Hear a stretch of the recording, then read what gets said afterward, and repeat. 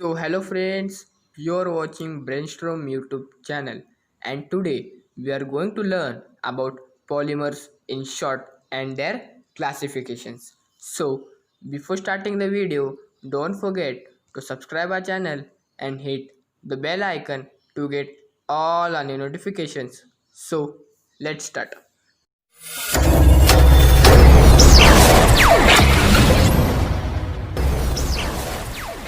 Basically, what is meant by polymers? When many units combine together to form macromolecule, मतलब अगर बहुत सारे units एक साथ कंबाइंड हो गए लार्ज मॉलिक्यूल, मैक्रोमोलिक्यूल मतलब लार्ज बड़ा मॉलिक्यूल तैयार करने के लिए। अभी अगर मॉलिक्यूल बड़ा होगा तो उसका वेट भी हाई होगा, which having high molecular weight is called as polymers and the process is called as polymerization. मतलब अगर बहुत सारे यूनिट एक साथ कंबाइन हो गए बड़ा मॉलिक्यूल फॉर्म करने के लिए, उसका वेट हाई होगा तो उसे ही हम पॉलीमर से कहते हैं एंड उसी प्रोसेस को हम पॉलीमराइजेशन ऐसे कहते हैं। अभी classifications of polymers on the basis of their source. The first one is natural polymer, the second one is semi synthetic polymer and the third one is synthetic polymer. Now we will learn this all sources in detail. Basically, what is meant by polymers?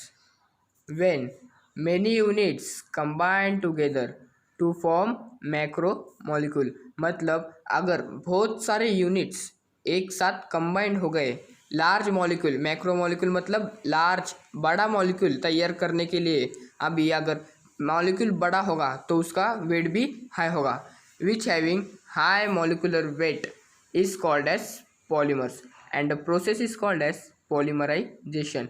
मतलब अगर बहुत सारे unit एक साथ combine हो गए बड़ा molecule form करने के लिए, उसका वेट हाई होगा तो उसे ही हम पॉलीमर से कहते हैं एंड उसी प्रोसेस को हम पॉलीमराइजेशन ऐसे कहते हैं। अभी classifications of polymers on the basis of their source. The first one is natural polymer, the second one is semi synthetic polymer and the third one is synthetic polymer. Now we will learn this all sources in detail. So now the first one is natural polymer. So what is meant by natural polymer? The polymers which are directly obtained from plants and animals are called as natural polymer. मतलब ऐसा polymer जो हमें plant या फिर animal से directly obtain हो जाता है उसे ही हम नेचुरल पॉलीमर ऐसे कहते हैं। मतलब कितना ईजी है देखो ना, जो हमें प्लांट या फिर एनिमल से जो पॉलीमर्स मिलते हैं, for example silk, cotton, cellulose, starch, उसे ही हम पॉलीमर्स से कहते हैं और उसे पॉलीमर्स ही नहीं नेचुरल पॉलीमर्स से कहते हैं। So now it is classified into two types. The first one is plant polymer. अभी प्लांट पॉलीमर मतलब क्या हो गए, ऐसे पॉलीमर जो हमें प्लांट से डायरेक्टली ऑब्टेंड होते हैं। और एनिमल पॉलीमर यानी क्या, ऐसे पॉलीमर जो हमें एनिमल से डायरेक्टली ऑब्टेंड होते हैं उसे ही हम एनिमल पॉलीमर ऐसे कहते हैं। अभी प्लांट पॉलीमर्स के कुछ एग्जाम्पल यहाँ पर लिखे हैं। First is cotton, cellulose, starch and jute. ये सारे हमें प्लांट से डायरेक्टली ऑब्टेंड होते हैं in the form of polymer. And the examples of animal polymer is silk and wool. ये भी हमें एनिमल से डायरेक्टली ऑब्टेंड हो जाते हैं, इसलिए हम इसे सारे को नेचुरल पॉलीमर्स से कहते हैं। Now the second one is semi synthetic polymer. अगर आपने नेचुरल पॉलीमर का कुछ मॉडिफिकेशन कर दिया बाय सम केमिकल ट्रीटमेंट तो उसे ही हम सेमी सिंथेटिक पॉलीमर से कहते हैं। अभी इसकी डेफिनेशन क्या बोलती है हम देखेंगे।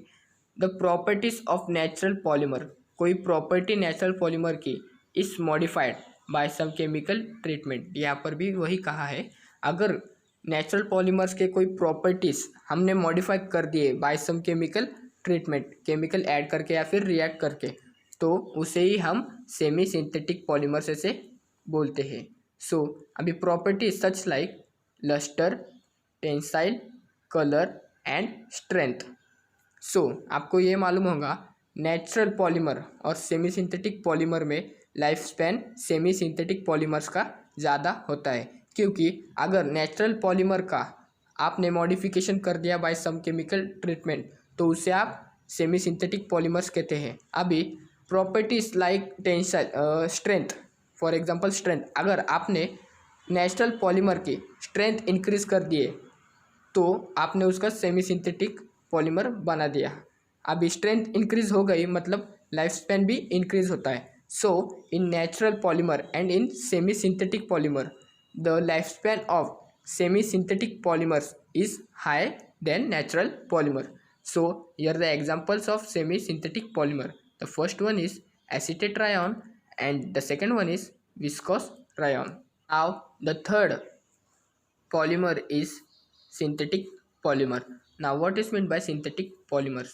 The polymers which are prepared in lab and industries from chemical compound is called as synthetic polymers.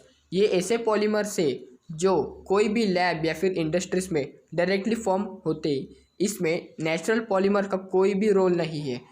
पीछे हमने देखा था सेमी सिंथेटिक पॉलीमर्स में नेचुरल पॉलीमर्स का रोल था, पर यहाँ पर नेचुरल पॉलीमर्स का कोई भी रोल नहीं है। मतलब it is also called as man made polymer. ये इंसान द्वारा बनाए गए पॉलीमर से, ये कोई भी नेचुरली अकर नहीं होते। For example PVC, polythene, polypropylene. अभी हम कुछ एग्जांपल देखेंगे। पहले मुझे इथीन का स्ट्रक्चर बोलो, CH2 डबल बॉन्ड CH2। अगर हमने इसके n मोल्स ले लिए, मतलब हमारे पॉलीमर्स का डेफिनेशन ही बोलते हैं when many moles combine together. यहाँ पर मेनी मोल्स कंबाइन टुगेदर है, मतलब इथीन के बहुत सारे मॉलिक्यूल कंबाइन हो गए टू फॉर्म मैक्रो मॉलिक्यूल, बड़ा मॉलिक्यूल बनाने के लिए, which having high molecular weight is called as polymers. अभी देखो यहाँ पर इसका अगर पॉलीमराइजेशन हो गया इथीन का तो हमें पॉलीइथीन मिलता है। यहाँ पर CH सिंगल बॉन्ड CH2, यहाँ पर हमें पॉलीइथीन मिल गया। डेफिनेशन भी हमारी क्लियर हो गई। When many units combine together, बहुत सारे यूनिट्स कंबाइन हो गए to form macro molecule, macro molecule भी फॉर्म कर दिया, which having high molecular weight, इसका वेट भी हाई होगा, उसे ही हम पॉलीमर्स ऐसे कहते हैं। सो यहाँ पर हमने सिंथेटिक पॉलीमर्स का एक एग्जांपल देख लिया जिसका नाम है पॉलीइथीन। अभी पॉलीइथीन मतलब आपको पहले यही ध्यान आता है, या तो फिर प्लास्टिक में पॉलीइथीन प्रेजेंट होता है। So now the next type of classification on the basis of their structure.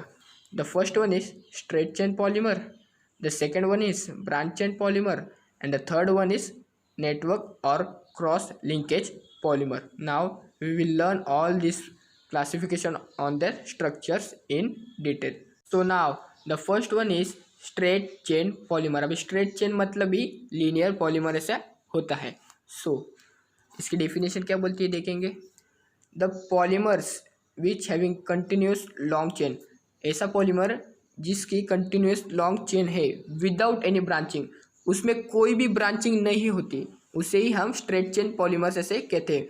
मतलब बहुत ईजी है, continuous long chain of polymer without any branching is called as straight chain polymer. इसका example है polyethene, जो हमने पिछले स्लाइड में ही देखा था। अभी देखो इथीन का अगर पॉलीमराइजेशन कर दिया तो हमें पॉलीइथीन मिलता है, इसका मॉलिक्यूलर वेट भी हाई होगा और ये स्ट्रेट चेन भी होगा। Now the second one is branch chain polymer. अभी ब्रांच चेन बोला है तो उसमें ब्रांच ऑब्वियसली होगी। The polymers which having continuous long chain, अभी ये भी पॉलीमर है मतलब कंटिन्यूस लॉन्ग चेन होगी ही, with branching is called as branch chain polymer. मतलब ऐसा पॉलीमर जो कंटिन्यूस लॉन्ग चेन बना रहा है विथ ब्रांचिंग, उसके ब्रांच भी होंगे, is called as branch chain polymer. Example है पॉलीप्रोपिलीन। अभी प्रोपीन का अगर पॉलीमराइजेशन हमने कर दिया तो पॉलीप्रोपिलीन मिलता है, और आप यहाँ पर देख सकते हैं कि यहाँ पर ब्रांच है, ये वाले कार्बन को ब्रांच है, so it is called as branch chain polymer. And the last one is network और क्रॉस लिंकेज पॉलीमर। अभी ये भी इजी है। The polymer which having network और cross linkage structure is called as network और cross linkage polymer. ऐसा polymer जिसमें network या फिर क्रॉस लिंकेज स्ट्रक्चर जैसा कोई स्ट्रक्चर होगा उसे ही हम नेटवर्क या फिर क्रॉस लिंकेज पॉलीमर्स से बोलेंगे। फॉर एग्जांपल बेकेलाइट, यहाँ पर बेकेलाइट का स्ट्रक्चर है, यहाँ पर आप देख सकते हैं कितना नेटवर्क लाइक स्ट्रक्चर है, पजल जैसा पूरा, और क्रॉस लिंकेज भी है। सो अभी यहाँ पर ये भी बेकेलाइट है, made by me and my sister.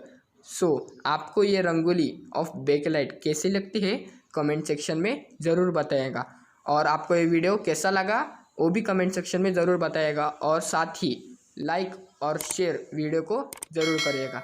सो मिलते हैं अगले वीडियो में।